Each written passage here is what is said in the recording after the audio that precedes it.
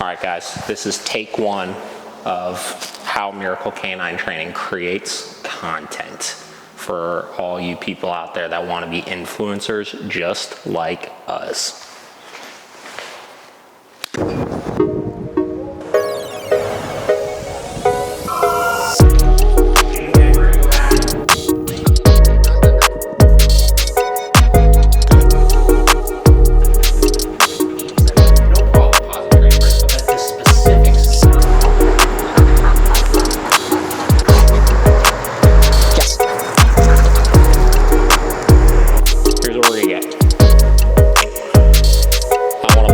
Downstay. So you're going to be filming from behind me, right? I want to put him into a downstay. I'm going to walk all the way out the front door, all the way back in, then release him. That's it. Just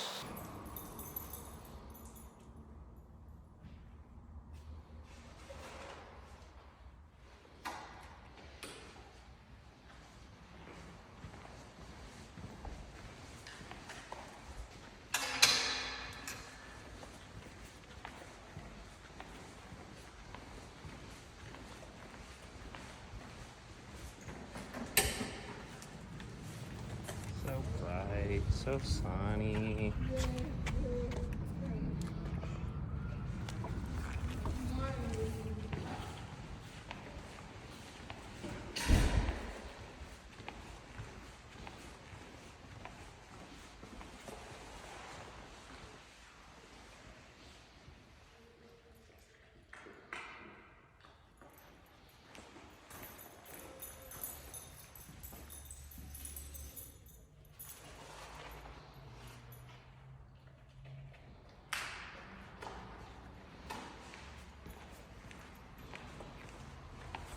So that's kind of a priority one.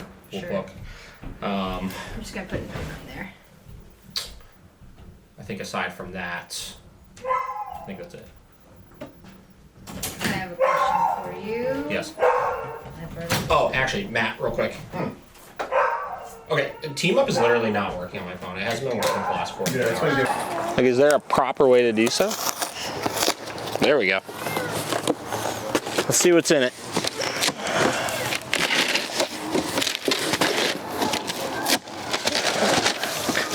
A box. Why? I'll never understand this. Why? All right, guys, so we are working Mr. Connor right now. Connor's a board and trainer. He's been here for about a week or so.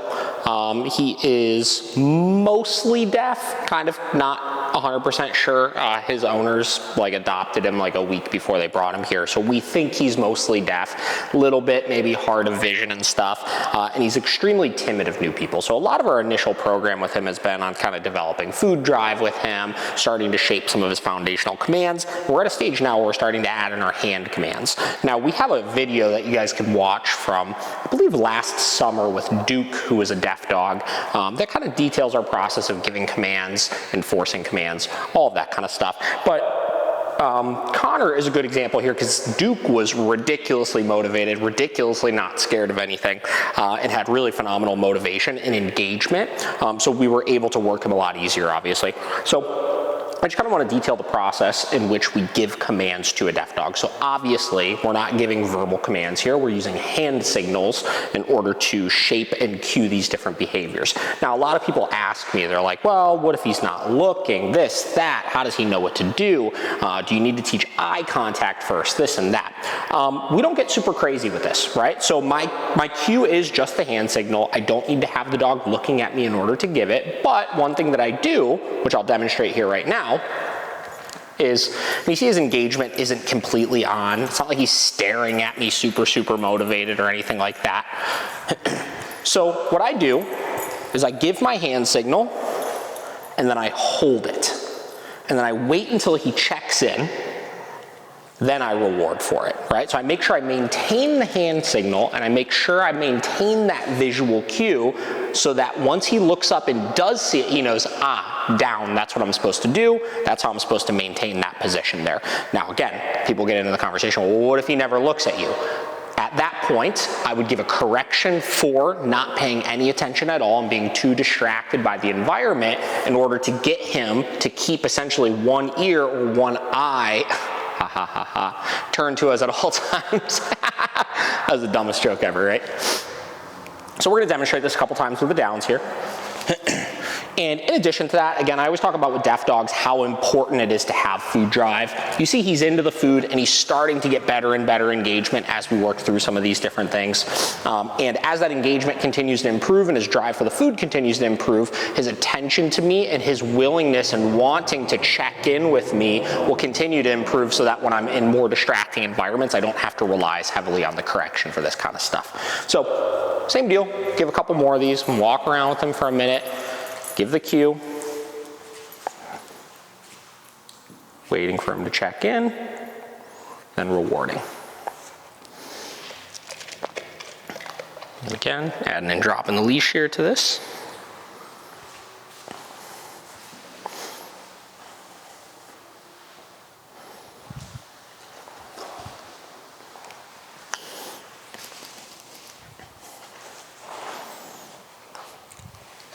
A lot of rewards for this. Releasing. Now another big thing with this is I try to be as dramatic as possible with my hand commands. You know, even though that may kind of work with some dogs if you have pretty good engagement with them, I try to make sure, there we go. Try to make sure those hand commands are much more dramatic and sweeping to catch their attention more. If I'm doing just a really subtle one like this, that's not gonna grab his attention in his peripheral vision or anything like that, where if I do a big kind of turn towards me in dramatic motion, that's gonna be a lot more eye-catching for him. Now, in addition to that, you'll see if I need to give a command, I'll utilize things like the leash to my advantage to help give him the best possible chance of having attention on me. So what I mean by that, you'll see if I'm walking him here. Let's say I'm walking this way and he's distracted by something up over there, right? I could do a turn and then give a hand signal, which will then give me a little bit more of a chance that he'll catch that when I go to give it.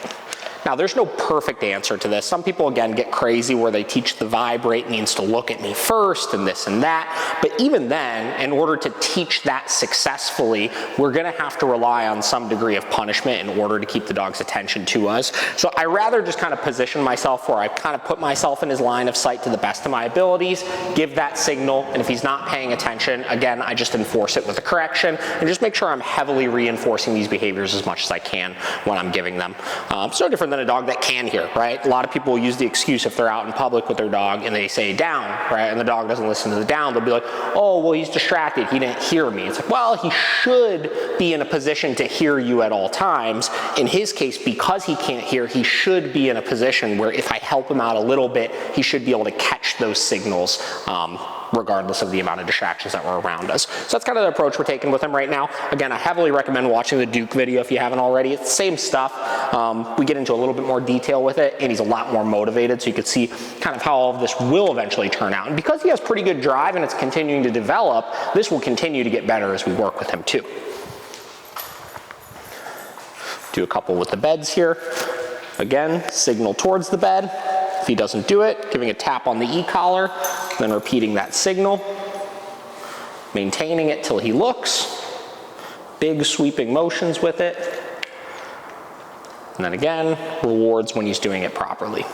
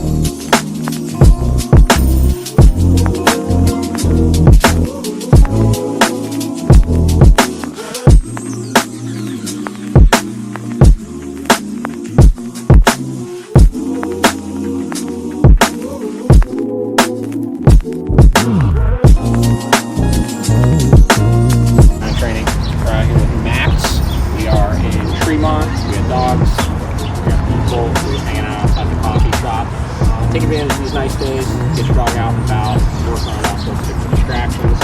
See how he does. Don't embarrass me, buddy. See what you need to do.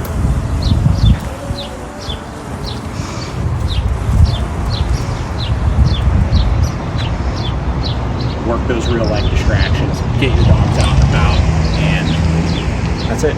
Get your dog out, it's nice.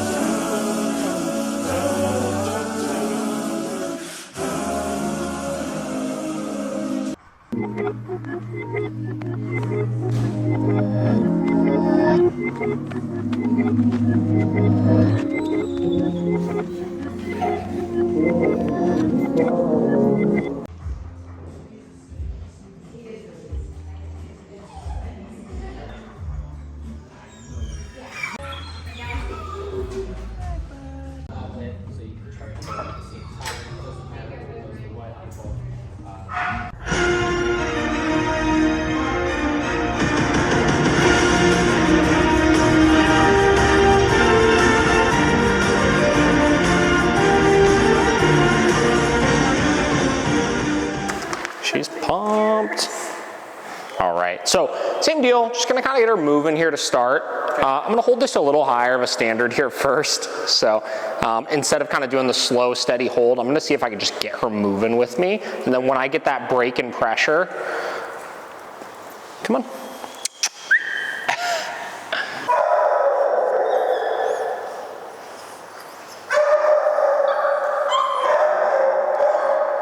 Good. Hey.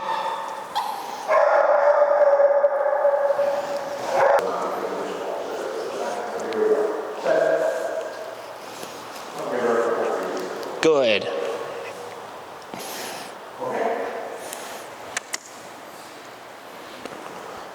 So all I'm trying to do is just capture the moment right when she starts actually walking, obviously. So she's putting the brakes on, and the second that I get, good, that. Just marking with good, and then rewarding.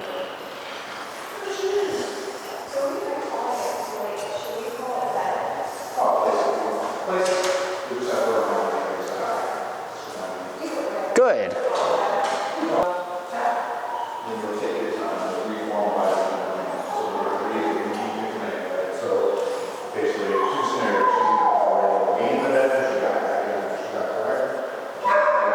Good.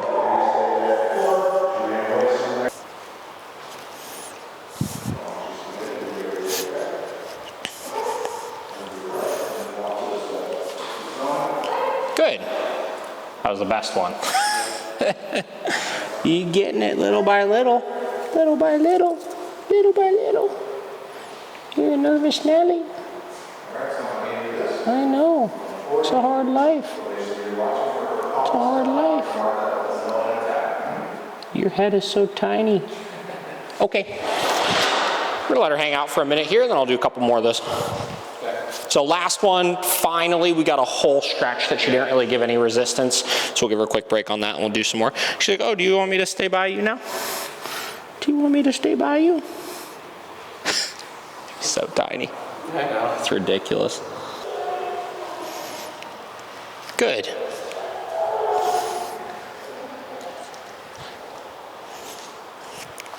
Good.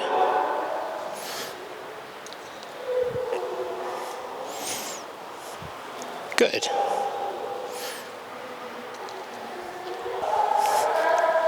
Good. Tough cookie.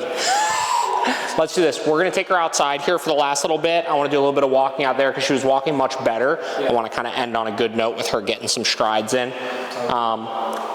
One thing I'm probably gonna want you to do is pick up a leash like this, because I think the difference between the harness and something around her neck is really throwing her off also. we'll see, obviously, because the harness is positioned like on the chest, strongest part of the body, they could fight into it, you know, and it actually can reinforce that opposition reflex a little bit, where when something's around their neck, they don't like it as much, obviously, which is why she's trying to fight it like she's used to, but it's not getting her anywhere, you know what I mean? So her getting used to having something around her neck will be a little bit easier. So you could take that with you.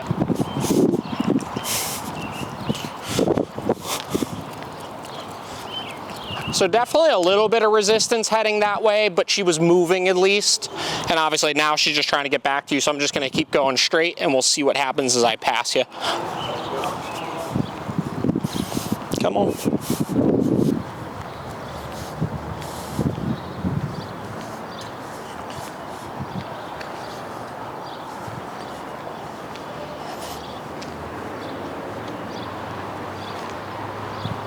Come on. Yeah, so we'll do that. So I'm gonna have you get one of these, start walking her exclusively on that. Yeah. And big homework thing in between now and next session is, even if you just go up and down the block, take her outside and do some walking once a day with her, you know? And she's gotta just start getting used to this. No expectation of healing or anything. Just hold the end of that leash. I just want her not putting the brakes on when she feels that pressure. I think I told you last time, my puppy was horrendous with this at first. Like, it took him probably a week or so to get past it. So this is not shocking to me, but I definitely want to start getting a headway on it at home. And then if we can get a handle on that, we should be good to go for at least starting some of the other